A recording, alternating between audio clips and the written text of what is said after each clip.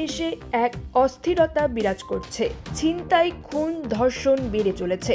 সরকারের ব্যর্থতার জন্য দেশবাসীর কাছে ক্ষমা চেয়েছেন আইন, বিচার ও সংসদ বিষয়ক মন্ত্রণালয়ের উপদেষ্টা ডক্টর আসিফ নজরুল। রোববার 9 মার্চ আইন মন্ত্রণালয়ের সভাকক্ষে আয়োজিত সংবাদ সম্মেলনে তিনি বলেন, পরিস্থিতি উন্নয়নে আমরা নিরলসভাবে কাজ করছি।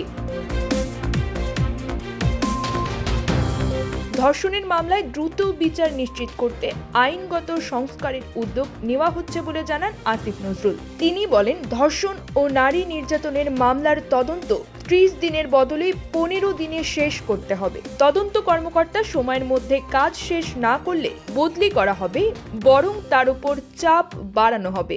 বর্তমানে তদন্তকারী কর্মকর্তা সময়ে শেষ না করলে তাকে বদলি করা হলেও নতুন কর্মকর্তার কাছে সময় পুনরায় গণনা শুরু হয়, যা মামলা দীর্ঘায়িত করে। এই প্রক্রিয়া বন্ধ করতে নতুন নির্দেশনা কার্যকর হবে বলেও উল্লেখ করেন তিনি। এছাড়া ধর্ষণের শিকারদের জন্য স্বরাষ্ট্র ও আইন মন্ত্রণালয়ের অধীনে আলাদা টোল ফ্রি হটলাইন চালু করার ঘোষণা দেন উপদেষ্টা। এই সংক্রান্ত মামলায় তদন্ত ও বিচার প্রক্রিয়ায় যেন কোনো বিলম্ব না হয় সে ব্যাপারে সংশ্লিষ্ট সকল মন্ত্রণালয়কে কঠোর নির্দেশ দেওয়া হয়েছে বলে জানান তিনি। মাগুরায় এক শিশু ধর্ষণের ঘটনায় তীব্র নিন্দা জানিয়ে আসিফ নজরুল বলেন, অপরাধীদের গ্রেপ্তার করা হয়েছে।